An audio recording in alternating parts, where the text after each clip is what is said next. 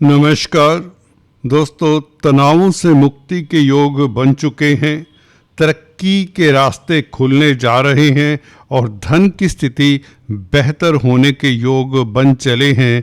केतु का परिवर्तन, जी हाँ दोस्तों, मघा नक्षत्र में केतु का परिवर्तन कुछ इसी ओर इशारा करता है। आपके सप्तम भाव में केतु काफ़ी लंबे समय से विराजमान है और 5 दिसंबर 2026 तक यह विराजमान रहेंगे सिंह राशि में, जैसा कि आप देख रहे हैं। आपके लिए ये सुखद समाचार है कि केतु अपने ही नक्षत्र में प्रवेश करेगा। सप्तम भाव को कहीं ना कहीं बड़ा रिलीफ मिलेगा और भी यहाँ पर केतु बड़ा कुछ देने वाला है, क्योंकि केतु की अगर दृष्टियों की बात करें, जो कि गुरु की तरह केतु की भी 3 दृष्टियां हुआ करती हैं, पंचम, सप्तम और नवम दृष्टि। पंचम और सप्तम दृष्टि, नवम दृष्टि, ये तीनों ही दृष्टियां कमाल करने वाली हैं आपके लिए इस अवधि में। दोस्तों, 11वां भाव आपका एक्टिवेट होने वाला है, क्योंकि यहाँ पर आपके राशिपति शनि की दृष्टि है, जो कि लक्ष्मी योग बना रहे हैं। गुरु का प्रभाव वो भी मार्गी हो चुके हैं अपने भाव के ऊपर, 11वें भाव के ऊपर, और केतु का प्रभाव अब अपने नक्षत्र से 11वें भाव के ऊपर। ये जो कंबाइंड इफेक्ट है गुरु का, केतु का, खासकर इस केतु का जो कि मघा नक्षत्र का है, इसका बेहतर फल क्या मिल सकता है, और भी कई आयामों के ऊपर हम चर्चा करने जा रहे हैं। जाइएगा कहीं मत, बहुत बेहतर वीडियो है, बहुत लाभकारी विश्लेषण है। दोस्तों नमस्कार, मैं SV भारद्वाज आपसे फिर से रूबरू हो रहा हूं। अगर आपने अभी तक सब्सक्राइब नहीं किया तो आपसे निवेदन है, कृपया सब्सक्राइब कर लें। अगर आप काफ़ी समय से देख रहे हैं परंतु कौतूहल में है कि SV भारद्वाज जी का ये चैनल सब्सक्राइब करें या ना करें, आपसे भी गुजारिश है, कौतूहल को छोड़िए। हमें इससे काफ़ी फ़ायदा हो जाता है। आपके एक हल्के से बटन दबाने से आपका कुछ खास नहीं लगता, ये आपको मालूम है। तो दोस्तों, ज्योतिष की सही जानकारी के लिए, सटीक मार्गदर्शन के लिए, प्रॉपर काउंसलिंग के लिए इस चैनल के साथ जुड़े रहें।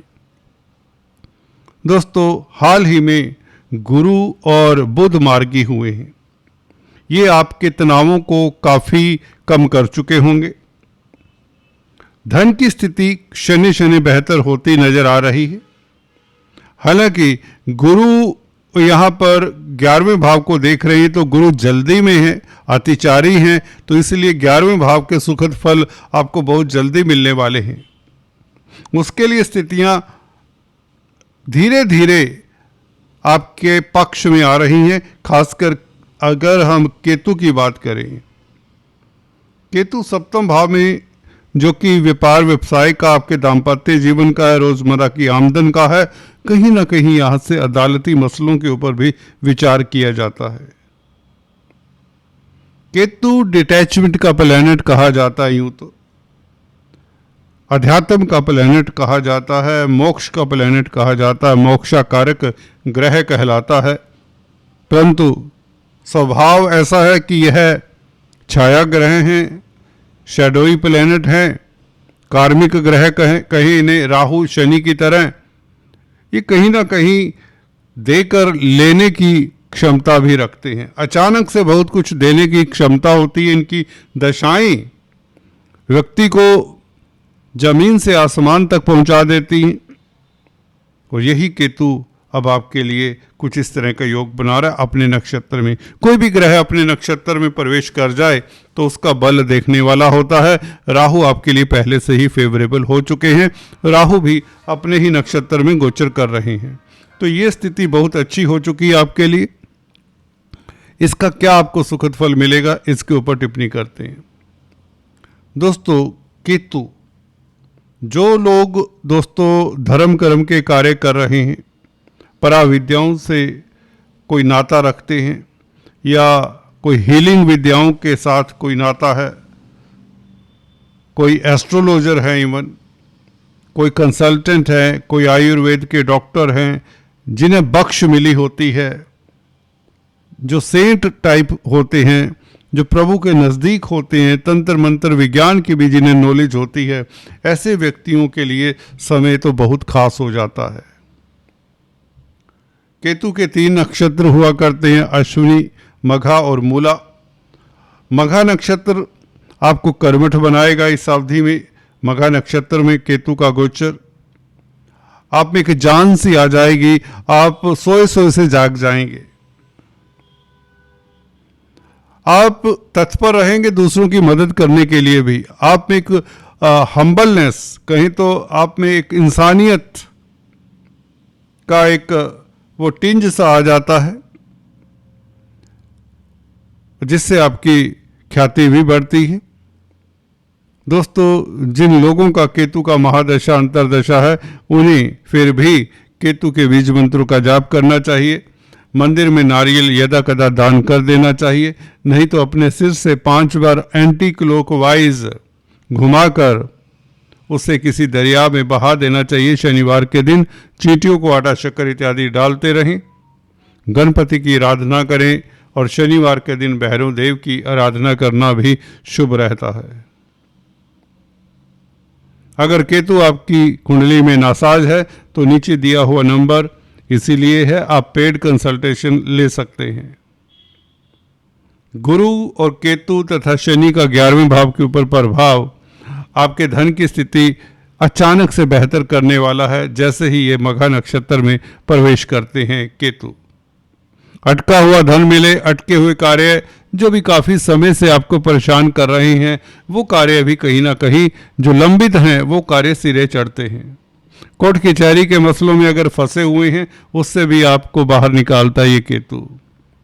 आपकी रोजमर्रा की आमदन बढ़ाने का योग बनता है, क्योंकि 11वें भाव के ऊपर गुरु का प्रभाव पहले ही है, शनि का प्रभाव भी है। शनि भी मार्गी हैं, गुरु भी मार्गी हैं, बुध आपके बुद्धि के प्लैनेट पंचमेश भी मार्गी हो चुके हैं हाल ही में। तो ये बहुत अच्छा योग हो जाता है। केतु की ये दृष्टि कमाल करने वाली है। 11वें भाव के ऊपर गुरु की राशि है, गुरु के भाव को केतु देखें तो केतु अच्छा फल देते हैं, क्योंकि केतु गुरु की मंगल की राशियों में उच्च के माने जाते हैं। धनु राशि, वृश्चिक राशि में केतु बहुत अच्छा फल देते हैं। हालांकि आपको बता दें, उपचय स्थानों में 3, 6, 10, 11 भावों में केतु राजयोग कारक हो जाते हैं। अगर यहाँ पर मित्र क्षेत्रीय हो 3, 6, 10, 11 भावों में तो कमाल करते हैं। आपके लिए 10th हाउस में या 11वें भाव में अगर केतु हों, इवन तृतीय भाव में जहाँ पर मंगल की राशि है, यहाँ पर केतु कमाल करते हैं आपकी कुंडली में, अगर आप कुंभ लग्न राशि के जातक हैं।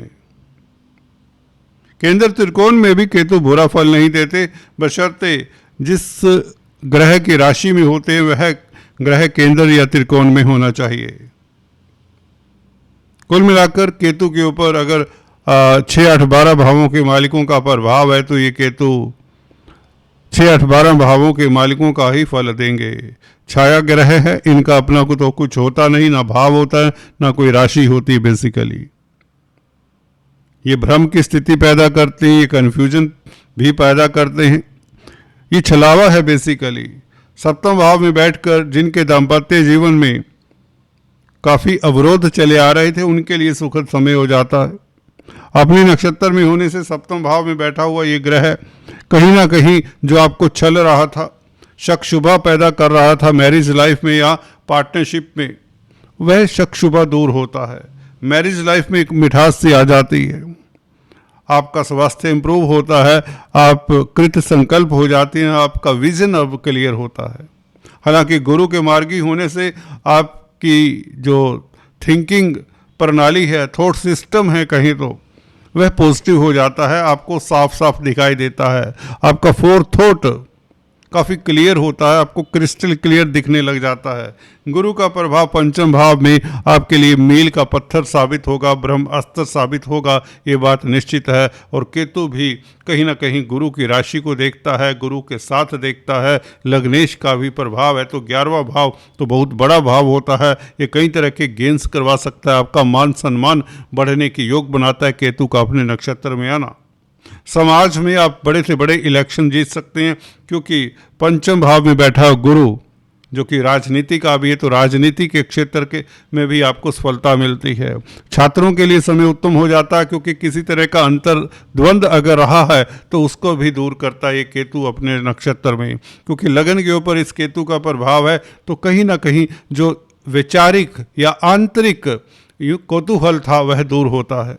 तो इस तरह का केतु आपके लिए लाभकारी ही कहा जाएगा। अगर केतु की दृष्टि देखें तृतीय भाव के ऊपर, नवम दृष्टि, ये कमाल करने वाली है। दोस्तों आपको बता दें, अगर हम अप्रैल मई की बात करें, 14 अप्रैल से लेकर 15 मई तक सूर्य एक्साल्टेड 3rd हाउस में होने वाले हैं। सूर्य का गोचर तृतीय भाव में हो जाएगा, केतु से दृष्ट होंगे। गौर करिए दोस्तों, 14 अप्रैल से लेकर 15 मई तक सूर्य को प्रभावित करेगा केतु, और सूर्य उच्च के होंगे और केतु सूर्य की राशि में होंगे। सूर्य की राशि में बैठकर सूर्य को देखेंगे तो सूर्य राजयोग कारक हो जाएगा। हालांकि देखिए कितनी विडंबना है ऊपर वाले की, दोनों कट्टर शत्रु हैं, दोनों मित्र नहीं है सूर्य और केतु, परंतु केतु का सूर्य की राशि में बैठकर सूर्य को देखना और सूर्य उच्च के 14 अप्रैल से केतु के समक्ष आएंगे तो सूर्य का बल देखने वाला होगा। हालांकि ग्रहण लगाता है केतु आप कहेंगे, परंतु कहीं ना कहीं 90% सूर्य शुभ फल देगा, 10% प्रभावित होगा। पहले बता देता हूँ क्या प्रभावित होगा। अगर आप सरकारी क्षेत्र में हैं तो बॉस के समक्ष कम जाएं, अपने कार्यों को दक्षता के साथ करें, अपडेट रखें अपना फाइल वर्क।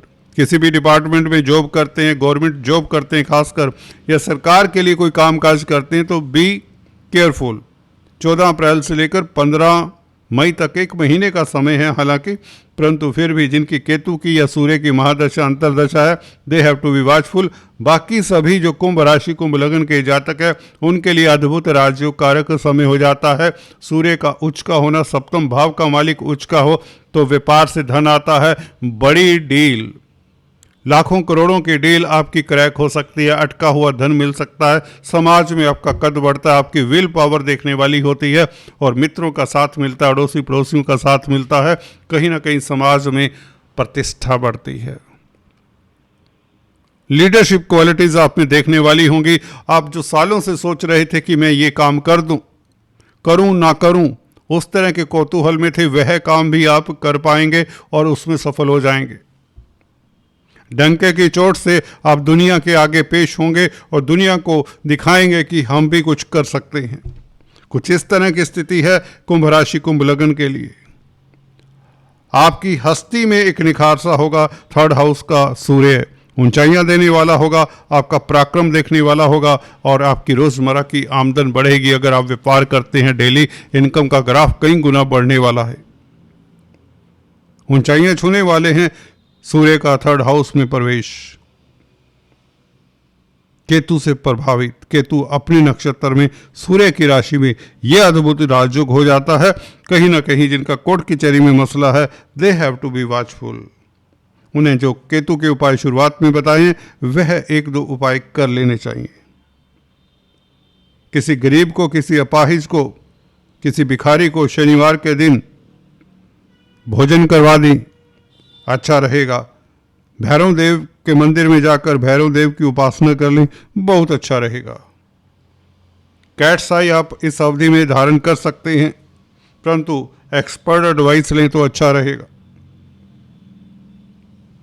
दोस्तों ये तो अप्रैल मई की बात थी। अगर हम मई जून तक जाएं तो मंगल भी यहाँ पर आ जाते हैं, सूर्य आगे निकल जाते हैं। 21 जून तक मंगल केतु के समक्ष रहेंगे, 3rd हाउस में रहेंगे, मंगल शुभग्रही होंगे। मंगल मेष राशि के 3rd हाउस में आपको इतना बलवान बना देते हैं, इतना पराक्रमी बना देते हैं, इतना हिम्मती बना देते हैं, आपने कभी सोचा भी नहीं होगा कि आप में इतना छुपा हुआ टैलेंट है। आप इतने ब्रेव हैं, आपको पता भी नहीं होगा। ये मंगल निखार सा लाएगा आपकी पर्सनैलिटी में। आपके कैरियर में उछाल के योग बनता है मई जून के महीने से। जैसे ही मंगल यहाँ पर आता है थर्ड हाउस में, केतु से प्रभावित होगा। कुजवत केतु कहते हैं, तो केतु मंगल का मित्र होता है। वैसे भी केतु मंगल की राशि वृश्चिक में उच्च का माना जाता है, और मंगल को देखेगा केतु तो ये कमाल होगा। मंगल वैसे ही 6th हाउस को देखे तो डेफिनेटली आपको शत्रुहंता बनाता है, कोर्ट कचहरी में फतेह के योग बनाता है। इसकी चर्चा हम आगे करेंगे। आज अभी इतना ही। Please do subscribe, like and share. Thanks for watching this video. God bless you all.